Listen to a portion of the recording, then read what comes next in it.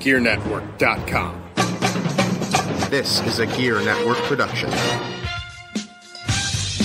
Ladies and gentlemen, this podcast is sponsored by our store through Amazon. If you visit shopgear.com, please remember to do that, because when you do, you provide gasoline to the engine known as GERE Radio Network, and that helps this podcast continue. It is the best way to shop for yourself, and is the best way to support this podcast. Now, on with the show. Ladies and gentlemen, boys and girls, children of all ages, GERE Network presents the Football Talk Weekly Podcast with John Cimino and Brandon Garrell. And now,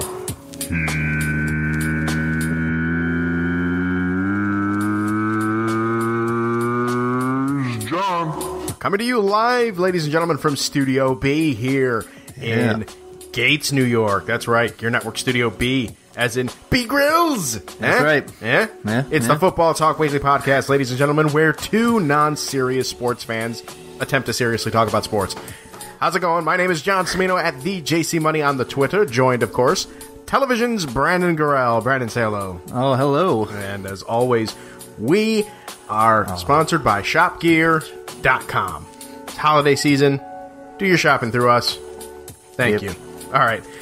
So we are here, and man, what a week it has been as far as the National Football League goes. Brandon, I gotta say, this is probably the most active. Yeah, trade deadlines are almost never in NFL. Like usually, yeah. And one guy, another guy, that's about it. But if I'm not mistaken, we talked about this last year, and it was always like, NHL trade deadline, we get excited for. Freaking holiday. NBA trade deadline, we get excited for. MLB trade deadline, we get really excited for. And then NFL's just kind of like, You don't even notice it half the time. No, not at all. I almost never notice it, because then I go to my fantasy thing and I'm like, I'm going to make a trade. Oh, I can't make a trade. Right. Already happened. When did that happen? And I'm like, 3 weeks ago. Shit. Right.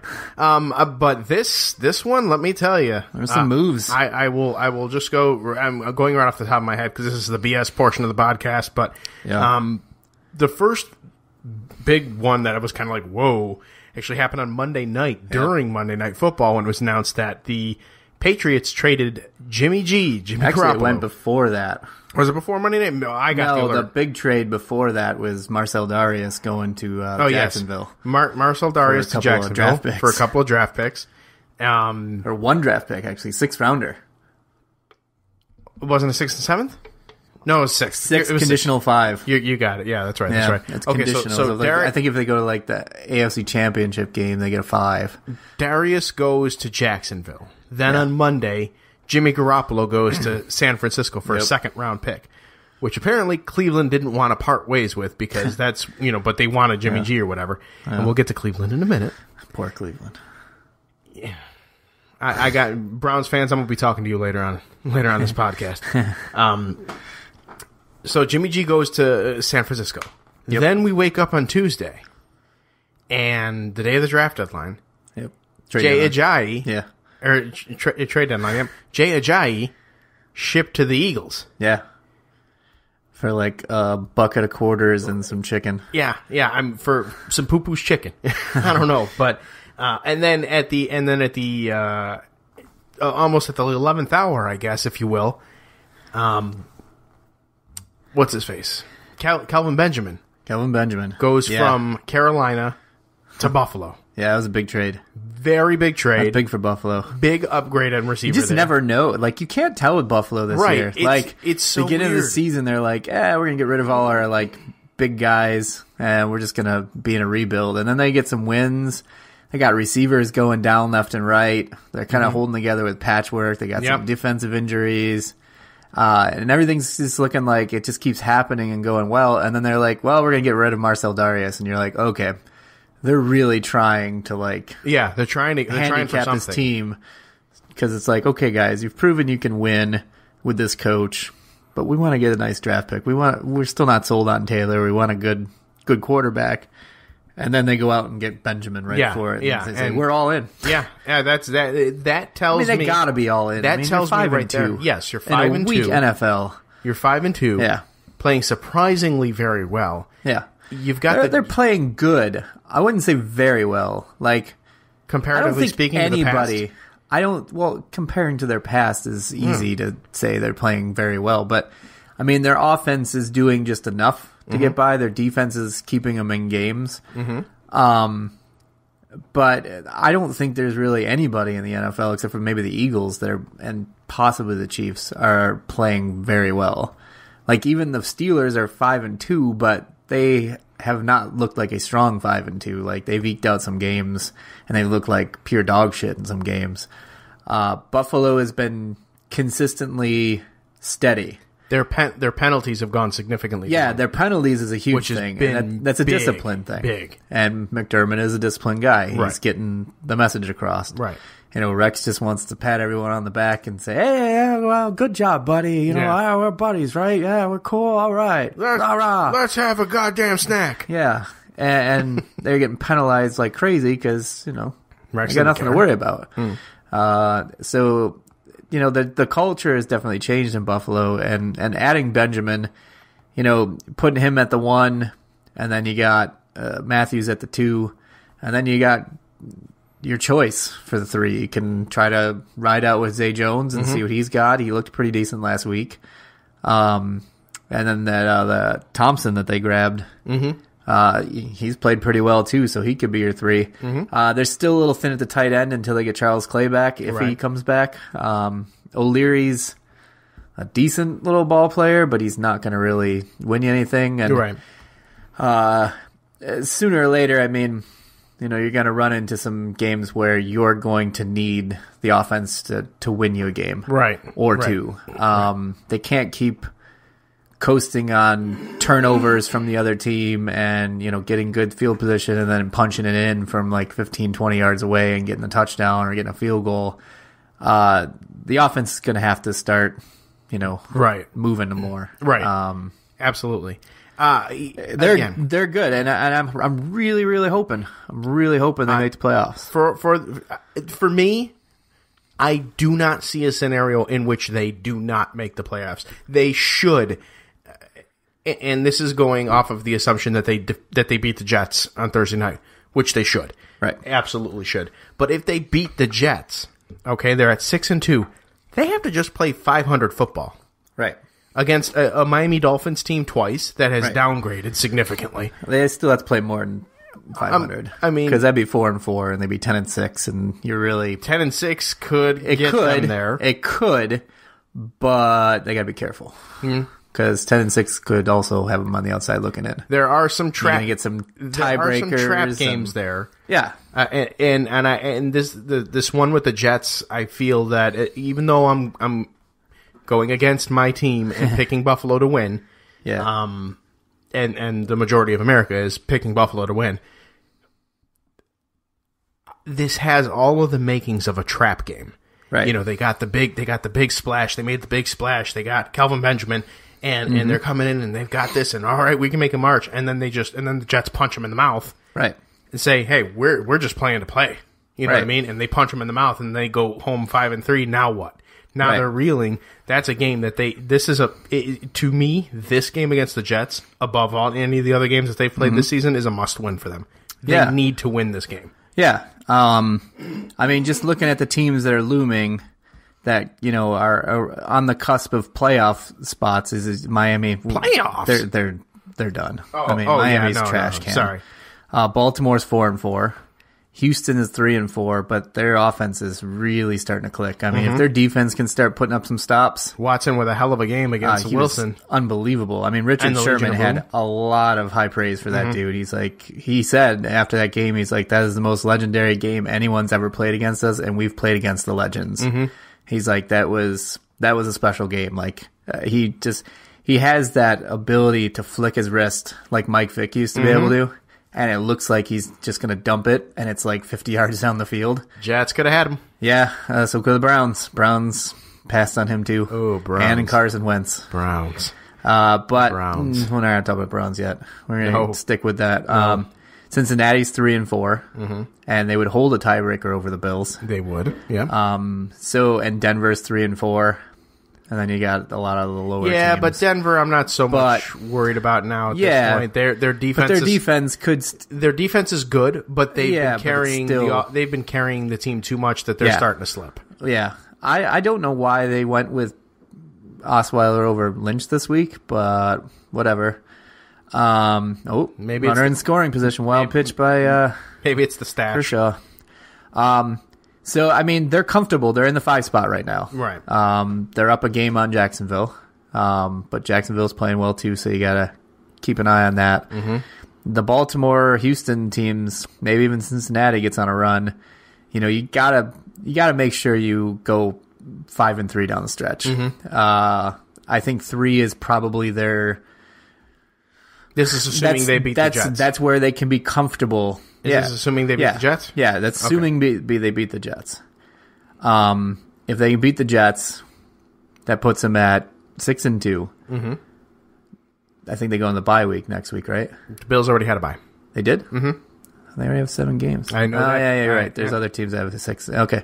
So, if they go, they're 6-2. Right. Heading into the second half of the season. Mm-hmm. 8 games left.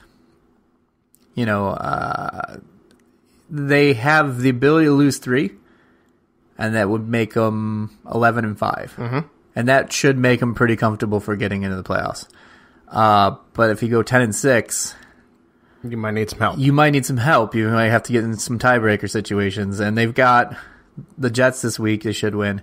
Saints is going to be a tough game. Mm-hmm. Saints are they in New Orleans? Defense. No, they're in Buffalo. I'm going to that game, dude. Oh, yeah, that's right. I'm tailgating up there with the Mafia. You did say that. I can't wait. Yeah, drunk out of my fucking mind. Drew Brees, outdoors, cold. Doesn't matter. The rest of their teams... Drew Brees hasn't been Drew Brees this year. And the rest of the team is doing stuff. Their defense is actually playing defense right now. I know. I picked them up, and I've been very happy with them. They get a lot of takeaways. So that's going to be a tough game. Mm-hmm. Then they go to L.A., play the Chargers. Probably win. Yeah. You know, because Rivers will have them there. Maybe. Rivers will have them there, but they'll probably blow it in the end. There's no Young Hoku, though. Yeah. Oh, fuck. Penguins are losing 2-1. No, and then they go to Arrowhead. That's going to be a tough game. Because I got to go to Arrowhead. Chiefs are playing well. Penguins are playing tonight, too? Huh? Penguins are playing tonight, too? Yeah. Because I know they're playing Calgary tomorrow. Yeah. We're stuck on this back-to-back schedule. It's ridiculous. Jesus. We're in Edmonton, and then we're going to Calgary the next night. Jesus Christ. That's all we've had. And every back-to-back we get, like, walloped. So you're probably going to win tomorrow. So we get walloped in our second of the back-to-backs. But anyways, back to the NFL here. Yes. Bills play at the Chiefs at Arrowhead. Tough game. And then they come home to play the Patriots. That's going to be the big test. That's going to be the home game. Test. If you remember last year. I remember. They were, 3-1?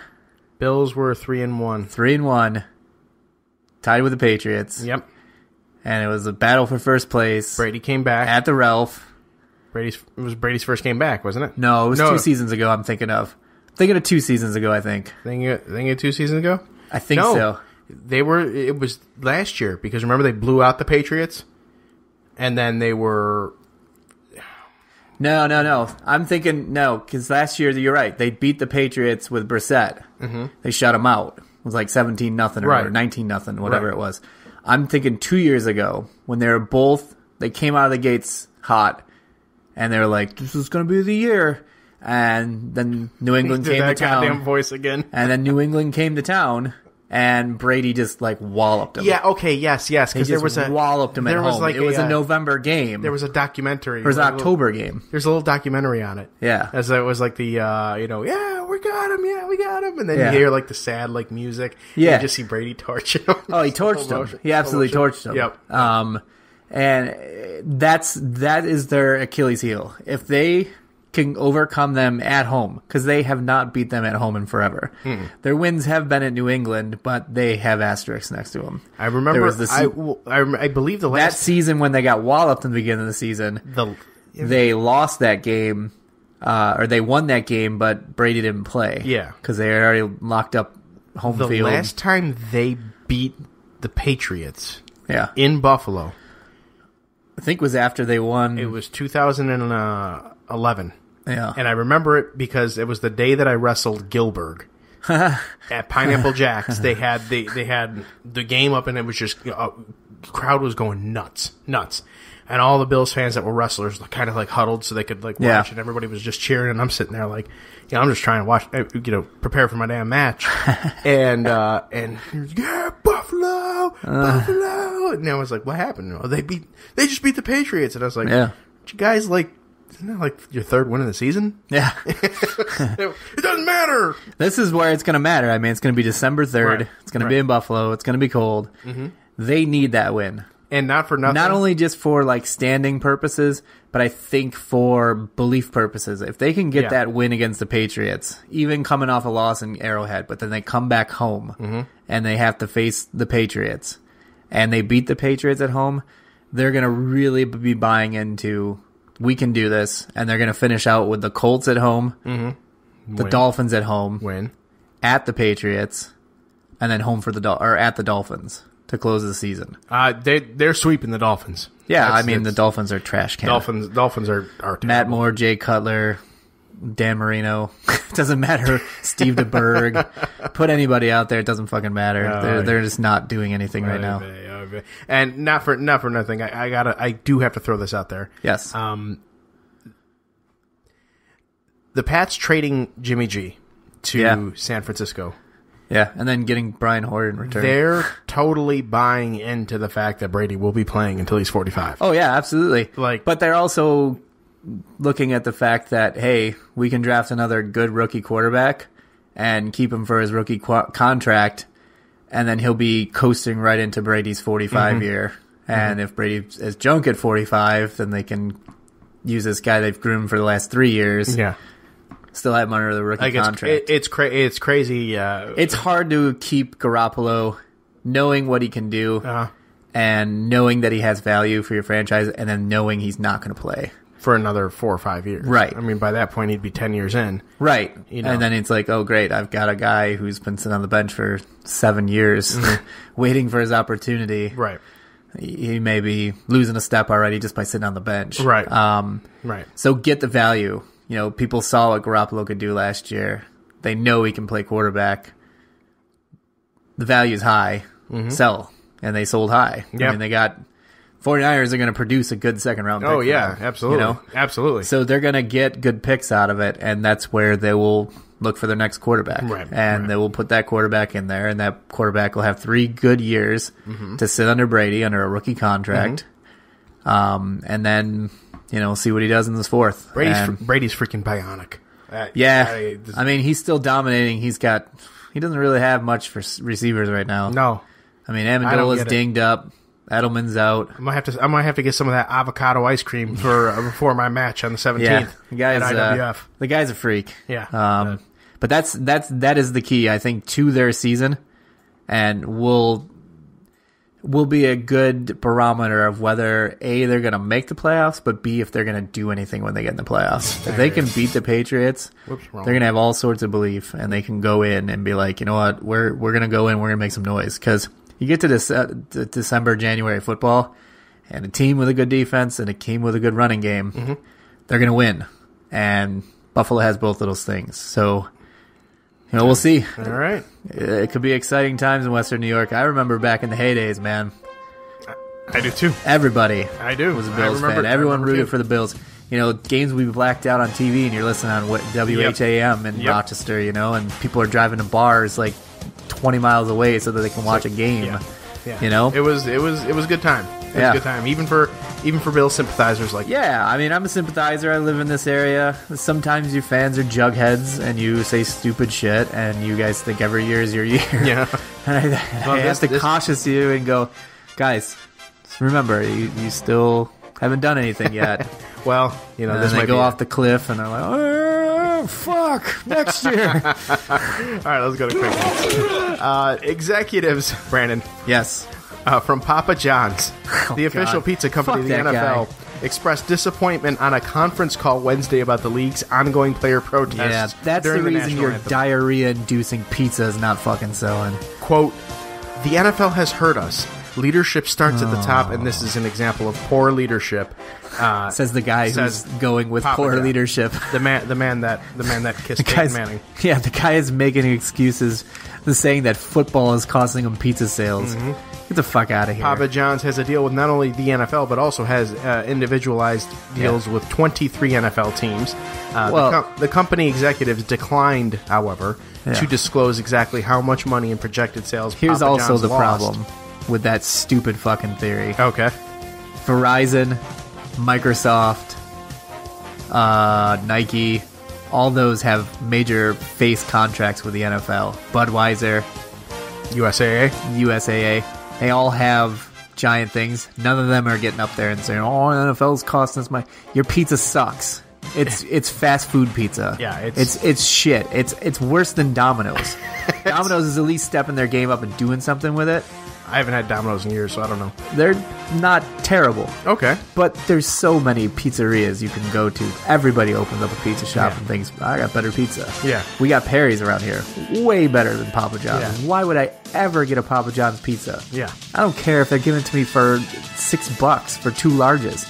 I'm still going to pay $30 for a large and a medium to go to Perry's and get real good pizza. Yes. Not this diarrhea that this freaking Tony Pepperoni's jack-off and Henrietta. has. That's my joint, man. Yeah, that place is solid. Yeah. It wasn't so far ago. Carbones.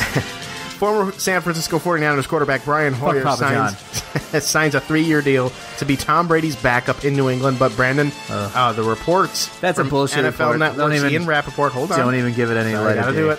Don't give it any light of day. Saying that it was not his only option. No. Apparently, according to Rappaport, the Packers tried to sign Hoyer before he agreed to go to New England. This report also calls into question Packers coach Mike McCarthy's claim that the team was fully committed to Brett Hundley Rappaport just wants to talk shit and get followers. as the starter and Joe Callahan as the backup, and didn't need to bring in a veteran, considering Aaron Rodgers. No. But is Nope. That's And bullshit story. speaking Because of- if he could have started and knows he could have started in Green Bay, he would have taken the job in Green Bay. He knows he's not going to play in New England. fair enough. 49ers coach Never would Kyle happen. Shanahan said something at his Wednesday press conference that might make some people scratch their heads about the team decision to trade for quarterback Jimmy Garoppolo. Shanahan said that he, quote, can't promise that Garoppolo will play before the 2017 season is over, which may seem a bit alarming since the team traded a second-round pick for him and they need to make a plan for how to handle his impending free agency. It's a bit less alarming once you enter the fact that Shanahan also said he cannot promise that Garoppolo won't play against the Cardinals this weekend, and that he's, quote, not here to save our season, but to, quote, improve the organization. Yeah. Smart move? Yeah. I mean, I don't know. Fair enough. He's going to be a free agent next year. You got to have to see what he's got. You gave up a second and a third round pick. Right. You're going to play him. Yeah. Don't buy into that smokescreen Shanahan shit. He's just like his old man. Just, Right. You know, Without always his plays hand. coy about everything. Well, you know, Shut Browns the fuck wide up. receiver Josh Gordon has finally been reinstated nearly 3 years after he last played in an NFL regular season game. The league announced today that, and by today I mean yesterday because the podcast is released on a Thursday, but we all know this. Yeah. The league announced that Gordon is reinstated on a conditional basis and can attend team meetings effective immediately. He'll be eligible to start practicing with the team on November 20th and eligible to be added to the 53-man roster on November 27th, which means his season debut could come at week 13. Gordon has 87 catches for 1,646 yards in 14 games in 2013. And Brandon, he's only 26 years old. Cheers. Broncos head coach Vance Joseph stopped short. I should say, and Vance Joseph stopped short of naming Brock Osweiler the starter for the rest of the season. But the Broncos coach admits, as long as, quote, Brock plays well, he plays next week. It's very simple. Okay, very good. All right. The Broncos Plays like are dog focused shit, on and the Broncos are focused on this week with Osweiler starting his first game since throwing 3 interceptions in the Texans' 34-16 divisional round playoff loss in New England. Osweiler has a 13-8 record in the regular season, including a 5-2 mark with the Broncos in 2015. He replaces Trevor Siemian, who has 7 turnovers and a 64.1 passer rating in the past 3 games. Osweiler, Brandon, in case if you were wondering, is scheduled to make $895,588 this week. Oh. Which is going to be paid for by the Cleveland Browns. Yeah. And you know what? He's still got monies. He absolutely does. He's still got monies. And He's that's got that Browns money. That's going to end, yes. Oh, Cleveland Browns. Oh. I got something to say to you. And it's going to come after the commercial break. Rigged. Stick around. We'll be right back. Hey Gear Network listeners, we all know how busy it gets around this time of year. Taking care of your holiday shopping can get stressful. Using Amazon is a quick and easy way to get your holiday shopping done. You can go to gearnetwork.com/Amazon and click on the link to check out all the latest lightning deals that Amazon has to offer, as well as some of my top picks on gifts for everyone on your list. Anything you purchase from Amazon using the gearnetwork.com/Amazon link helps directly support our show, as well as the others offered on Gear Network, keeping us free and independent. Make it easy on yourself this holiday season and get the best deals at gearnetwork.com/Amazon. IWF Pro Wrestling returns to the Brockport Elks Lodge Friday, November 17th. Doors open at 6:30 p.m., bell time at 7. You can see the newly crowned IWF Heavyweight Champion Mike Skyros in action. The newly crowned IWF Ultimate Access Trophy holder Ron Falco will also be in action. The return of JC Money as he challenges Eric Emanon and 4 other individuals for the IWF Suicidal 6-Weight Championship. Tickets are available at IWFProWrestling.storenvy.com, at Perry's Pizza in Brockport, and JBRD in the Grease Ridge Mall. Pre-sale tickets are $14 for general admission, $17 for front row. Kids 9 and under get in for just $10, and college students with a college ID, $10 gets you in the door. Be there for IWF Pro Wrestling in Brockport.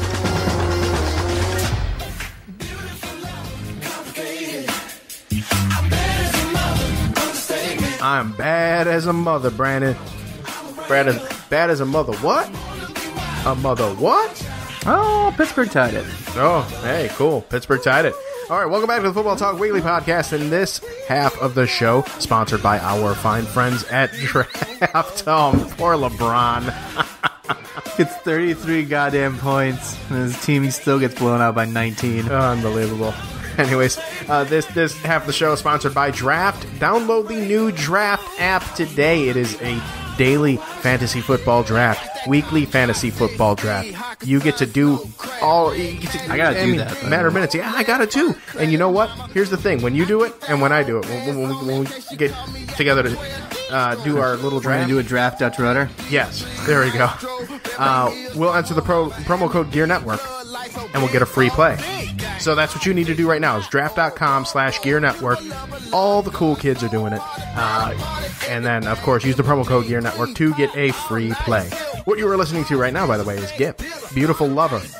Came out a couple years ago. Still an awesome song for you. Oh, here's my part. Your beautiful lover. Come on. All right. That draft. Yes, do it. Anyways. Okay, so we are back here, and the Gear Network Pick'em. Last week, I went 11-2. Brandon, you went 10-3. Yep. I was the champion every week. Good week, but not good enough. And I broke our tie. I am now ahead by a game. Yep. With a wonderful 68-51 record. Really impressive. 67-52 is Brandon. And this week, we have only one disagreement amongst us. You did it on purpose. You, of course, picked the Packers. Poor LeBron.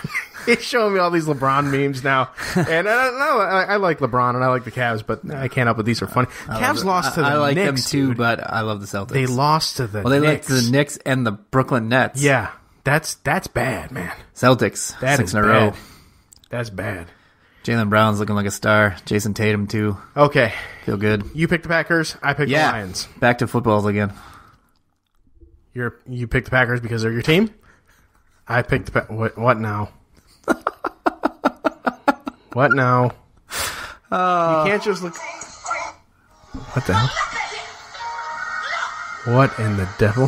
Wendy Williams fallen yesterday on the Today Show. She fainted on live TV.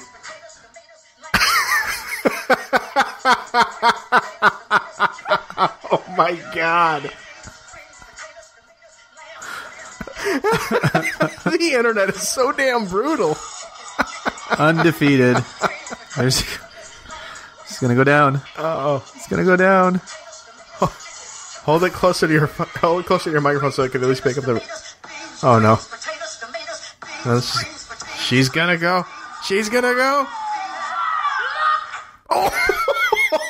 You didn't see that yesterday? No, I did not. How did you miss it? It was everywhere. There's videos of just all kinds of things that she's doing while falling. She got up on Halloween. She's like, and then her speech started going like she was stroking out, and she's like, and just starts blinking really heavily, and then stands up and starts wobbling, and then just boom, down she went. And the stage crew goes rushing on. Oh man! They took a quick commercial break, and she's like, I got a little overheated there, and I fainted, but the show must go on. Okay. She kept that stupid costume on and everything. I was like, man, what's wrong with you? Oh my God! All right, well. Yeah, tag me in that because I'm going to want to watch that a few times after this is done. All right, so this week we are going to. This is an all sports edition of Complete the Sentence. I'm going to start the sentence with a specific topic. Brandon, what comes to mind? You finish the sentence, and then we'll talk about that. So let's go with an easy one to start. The biggest winner of the NFL trade deadline is Philadelphia Eagles. And why would that be? Because they got. They're already a great team. Mm-hmm. They're struggling a little bit at running back with LeGarrette Blount now that Sproles is out for the year. Mm-hmm. And they added Jay Ajayi. Yeah. Jay Ajayi is going to brutalize. Now let me play devil's advocate. He's a tough runner, but he can also block. Now, and this may just be Dolphins fans trying to justify the move, or trying to just, get behind whatever. Jay Ajayi is dependent on the long run and the long run only. No, that's a load of shit. Okay. Jay Ajayi is a good runner. He has the ability. The Dolphins' line's terrible. Just ask Jay Cutler how their line is. He's had no room to run. And there's been games where he's getting 9-10 carries in a game and then they just don't go to him anymore. Mm-hmm. He's been kind of some reason, I don't know why, maybe just, Adam Gase thinks he's smarter than everybody else and just decided, you know what? I'm not going to give it to our best player right now. I'm just going to keep hoping that Jay Cutler can hit Jarvis Landry or somebody else. Do you buy any of the story? I don't buy any of it. Any of the story that this was, to teach him a lesson?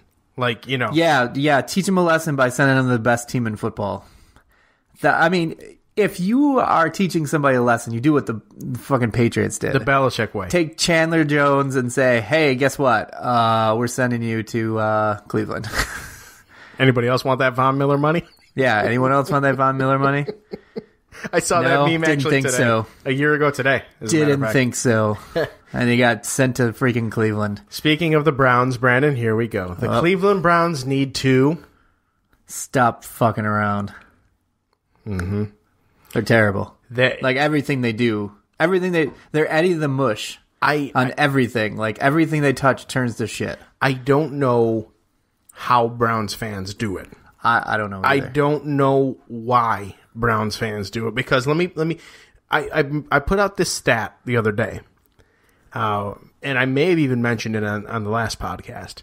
But since the Browns switched to their crappy uniforms that they wear now, they've literally only won 5 games. Yeah. And they've been in those uniforms for now 3 seasons. Well, they've won 1 game since they've passed on Carson Wentz. Right. And 0 games since they passed on Deshaun Watson. Right. I mean, this team has gone... They make moves. They thought... but they draft good guys, and then they go and do stupid shit. Right. Well, here's the thing. And below the whole thing. Here's the thing. They thought... Browns higher brass thought they were being smart by bringing in the former Mets GM, a baseball guy, to do analytics and numbers and let's moneyball this team. I was talking about this last night. And analytics is fucking dog shit. And that maybe that works every now and again in baseball, but in football, it's not working. No. It's not working. And it hasn't been working since they brought this guy in a couple of years ago. Baseball has a larger sample size. baseball has a more statistical. Baseball's always been a more statistical driven sport. I mean, it has more stats than anybody can shake a stick at, Right. and there's always been those useless stats. And then some nerd decided to put it together on a graph and some algorithm, and they think, "Oh, this guy's a genius." Well, with baseball, I was saying this last night. I was watching the Dodgers and Astros game, and Justin Verlander is just mowing guys down.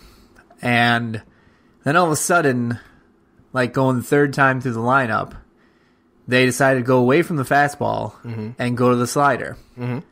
And in his fateful inning, I think it was the sixth, he's cruising along. They're not getting any good swings on him. He struck out 8 guys at that point. And then you start going to the slider. And Verlander has already been complaining about the baseballs. They're slick. They're terrible. You can't get a good grip on them. You can't snap off your breaking ball. It's terrible. It leaves everything flat. And I watched him, and he'd go fastball, strike, fastball, foul, fastball, foul. And then he'd start going to the slider. And if his fastball's doing that to people where they're barely just getting a piece of it, move it around the location. Right. Move it in location, but keep throwing it. But instead, these analytics guys think, "Oh, well, we got to fool them. We got to try to throw a curveball in there. We'll throw in a slider, and then they'll never know it's coming." But they know it's coming. Right. But these analytics guys think that, okay, well, he's thrown 89% fastballs. We got to mix in some sliders because it's off balance, and the guys are going to start sitting on fastball. Well, they can sit on fastball all they want. They weren't hitting it last night. Right. And wouldn't you know it, first one he throws, hangs the slider, guy hits a double the opposite field. Then he's got Utley in an 0-2 hole. Utley can't even touch his fastball. He's barely fouling it off. He's putting everything in his saving his life to do it. Goes to snap off a freaking slider, throws in the dirt. Utley knows it's coming towards him. He doesn't move. Takes the easy beanball off a skip shot. Hits him in the leg. He goes to first. And that's where it went down. And then the next one, double. Hanging slider. And then how does he get out of the inning? Fastballs. Struck guys out with fastballs. And that was very frustrating last night. And this is the kind of stuff that is ruining all sports. Is these analytics guys. They think, because they put in some algorithm based on statistics. Right. Sometimes guys got it and sometimes guys ain't. Right. Gut feelings. Like, I was reading a story in, I think it was San Francisco Chronicle. And they were saying that there's rumblings that they want to get rid of Bruce Bochy in favor of an analytics guy. Come on. Bruce Bochy won you 3 World Series with not the most talented rosters in baseball. The first year they had a really solid roster because their pitching was outstanding. I mean, you had 2-time Cy Young Award winner Matt Cain or Tim Lincecum. You had Matt Cain. You had all those guys. And you're looking at it and you're going, okay, that's 2010 team. They had that dominant closer and they had guys getting clutch hits. But 2012, they should have got mowed down by the Tigers. They were running out there with Ryan Vogelsong. Tim Lincecum's in the bullpen. Ryan Vogelsong, Matt Cain, and then a young Madison Bumgarner at that point. And they go out and they sweep the Tigers. They got Sergio Romo closing, who throws an 82-mile-an-hour fastball. I remember that. But he throws this frisbee breaking ball, and guys couldn't get on it. And then he struck out Miguel Cabrera to end the World Series on an 83-mile-an-hour fastball down the middle, and Cabrera froze. Because you got to go with a gut feel on that. There was no analytics that said, hey, Miguel Cabrera is not going to swing at a fastball, so throw it. No, that's a gut feeling. That is a gut feeling coming from the guy in the dugout who believes in his players. Same thing 2014. 2014, when they won the World Series against Kansas City, they rode Bumgarner the whole way. Pitched a 5-out save 2 days after throwing almost a complete game against the Royals. Comes in for a 5-inning save in that game to win the World Series. I remember that. Analytics would say to them, we shouldn't pitch him because he's got 2 miles an hour off his fastball and Yeah, and that's the way it goes. So these football front office guys now are coming in, and they think they know something. Right. But they don't know dick. Yeah, it doesn't work like that. The It old doesn't translate schoolers. that. Do you doesn't. think Bill Belichick gives a shit about analytics? No. You go out there and you play. Right. Can you play? Do your job. Can you do it? Can Do you your do job. what I ask you to do? Yep. Get out there. There's no place for analytics in football. Right. None. And the Browns doing the browniest of things.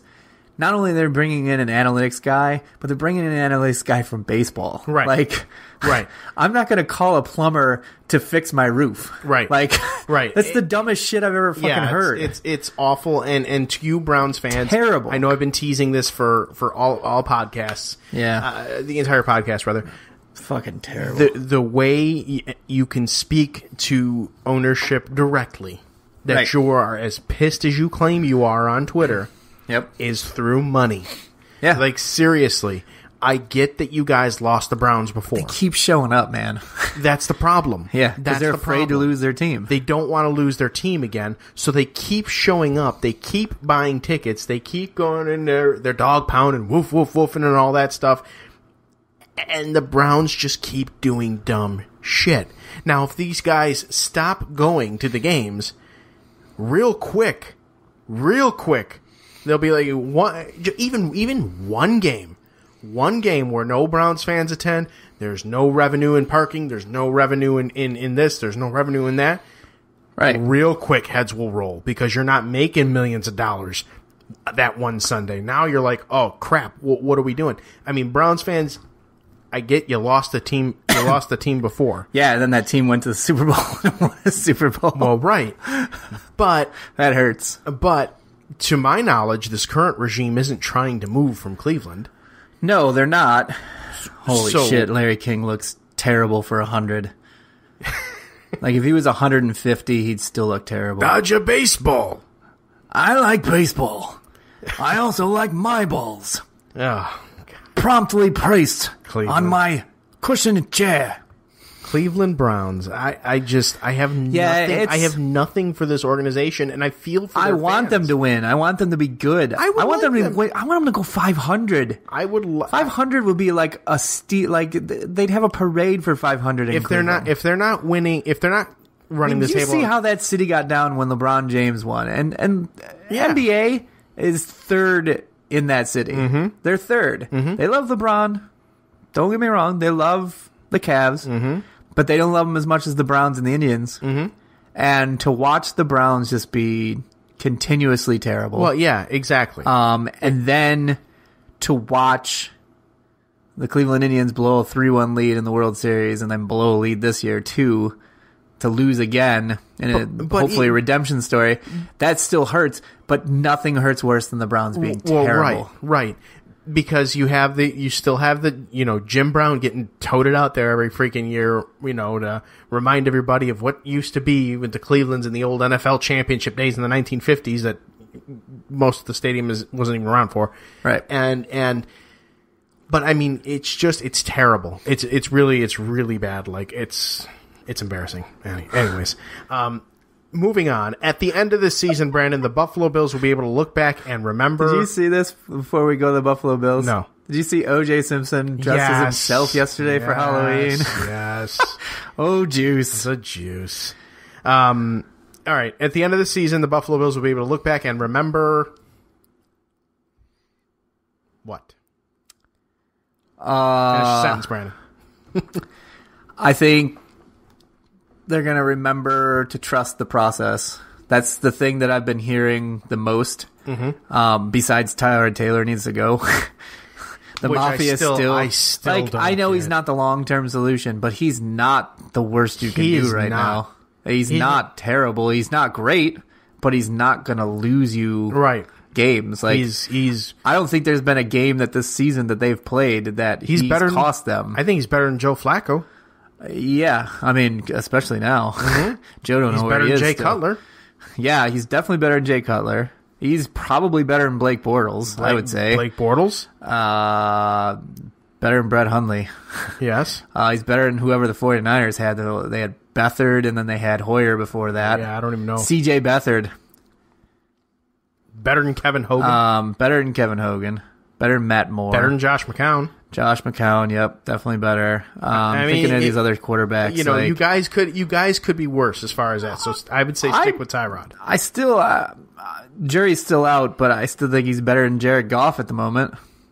Jared Goff's decent. I don't disagree, but he's not great. But Jared Goff is also in year 2, so it's you know. But you know, he's better than Jacoby Brissett.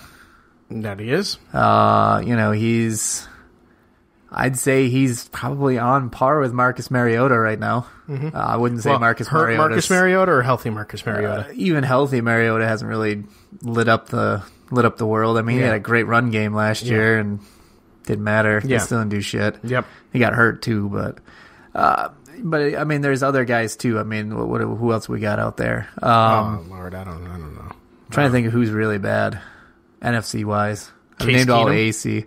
Yeah. Case Keenum's not terrible.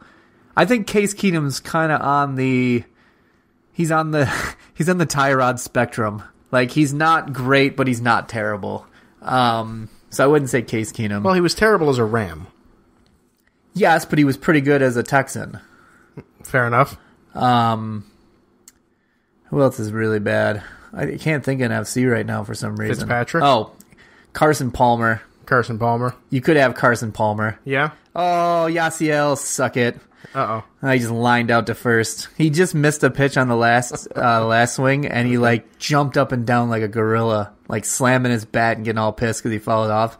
Next one, he gets all excited because he drilled it, but he drilled it right at the first baseman. Well, all right. I guess that goes into the final one here. Game 7 of the World Series is? Oh, Houston. I would never pick L.A. I was thinking more or less good for baseball. Yeah. This is how fucked up I am. I have, okay feelings towards some teams, but there are two sports teams that I cannot stand above anybody else. Okay. And it's the LA Dodgers and the Philadelphia Flyers. Honorable mention to the New York Yankees. I know you love the Yankees, but I just can't stand them being in New York and hearing all the Guidos. Hey, Yankees! I always hear that. Drives me nuts. So Jermaine was all, excited thinking they're going to go to the World Series and it was going to be against LA. And he's like, oh, who you got in the Dodgers Yankees? I was like, North Korea. Oh, God. I was like, but hopefully in LA in Game 1. Because it'll be far away from me. Oh, no. Oh, no. That's how much of a dick I am. Like, I just can't stand those teams. And I'm telling you, if they lose tonight, it's going to give me, like, the greatest pleasure. I mean, it's almost as good as my team winning. It's almost there right now. Yeah, I mean, it's 5-0 after 6 right now. All right. So. And the Dodgers have 4 hits. I mean, it's not over till it's over. I mean, if we've learned anything in this series, like, no lead's safe. But Houston's doing a good job, and it looks like Hinch is making the right moves. I mean, he saw, McCullers was getting a little rattled out there after and threw a lot of pitches, so he took him out, put in Peacock. Peacock, shuttled it up. I will say if it was any other team, I probably would have totally been like, wow, whatever, you beat the Yankees, I don't care, I don't like you, whatever. Yeah, but it's LA. But yes, LA, I don't like LA. But if Mattingly was still coaching, Houston, you might feel a little bit. Right, I probably would. Yeah. I probably would because I'd want to. But see you're Mattingly. Like Dave Roberts, you were the one that started that bullshit in Game 7. Right. So, but Houston, the city of Houston deserves this. So yeah, I say Jose Altuve. A-okay. By the way, really quickly, got a couple seconds here before I click the button here, the magic button to go bye-byes. But former pitcher you are, the ball's juiced this World Series? Oh, the ball's been juiced all year. This World Series, though, they're slick. They overdid the logos and everything on there, the commemorative balls. I've never seen so many balls go out to a pitcher and then angrily throw it back over the ball boy because they're just not happy with the grip. Like, they get 2 seconds with a feel and they're like, fuck, get this thing out of here. This is terrible. The reason there's been so many home runs hit is because when you're throwing a slick ball and you can't get a solid grip on it, it causes less rotation because you're not snapping it off as hard. So when you snap off that breaking ball, it's just going to spin right out of your hand, and it hangs. And it looks like just like a meaty fastball. I mean, to watch guys with really good breaking balls, like Dallas Keuchel and even Kershaw, can't locate their breaking balls. You can pretty much sit on fastball or, hope for one of those hangers if they're throwing them, and that's why guys are getting rocked. Kenley Jansen getting rocked. They're slick balls. Both teams have complained about them numerous times. MLB's not doing anything about them because they already paid for them. They've already shipped them. Yep. They're already out there. They don't give a shit. I'm guessing next year someone's going to win. Yeah, I'm guessing next year they probably will. Yeah, I think they got to tone it down. I mean, they set the home run record this year for the regular season. Like it was in like August. They did it. I think it was in Toronto. Like Toronto hit a home run, and that was like the most home runs in a major league season. Right. But they still had all of August and September to go still. Right. And it's just insane in these postseason. I mean, LA, they showed a stat last night, and it continued tonight too. LA's given up a home run, at least one, every single game of this postseason. Wow. Every single game. And you got guys like Clayton Kershaw and Yu Darvish and Rich Hill and closers like Kenley Jansen giving up bombs at a regular rate. There's something going on. Yeah, it's got to be. Got to be. Got to be. All right. Well, it is what it is. But yeah, I hear you, but you know what? Maybe it's good for baseball. It's good for ratings. It's great for me. Yeah, there you go. It's great for you so far. All right, that's a tough play. Oh, Kershaw almost threw it away. Good scoop over there by Bellinger. They got a guy at second with one out. All right, that's going to do it for us this week. By the way, the Irish, number 3. Irish, they look nasty. They do. I mean, Wimbush is starting to throw with some touch, but that run game, man. That run game's pretty solid. I mean, you take 33 out of that game, and just like someone plugs in, you think it's still the same guy because they're just running all over everybody. I mean, NC State had one of the best rush defenses in college football, and they just ran them over. I mean, not even like close. Like they didn't pass go, they didn't collect $200. Right. They just. Yes, but yeah, it's pretty exciting. It's good. Well, we could touch up a little more on that next week. Next week, but as for this week, oh yeah, peace out, Miami. See the U. But see you later. That's going to do it for us this week. Again, shopgear.com for all of your holiday shopping. Not Gear Shop. And Shop Gear. Draft.com/Gear Network. Use the promo code Gear Network and do a draft for free. Brandon, let's do this again next week, shall we? We shall. Good day to you, sir. And you as well. So long, everybody. Good night now. Congratulations, Houston Astros, on being the World Series champions. Of course, if the Houston Astros did not win the World Series, then suck at LA. This is going to be a edited podcast. We go, congratulations, LA Dodgers. Like the old Rome, Jim Rome, used to piece together who he predicted. No. All right, we're done. Good night now. See ya. Remember to see more National Football League action next week.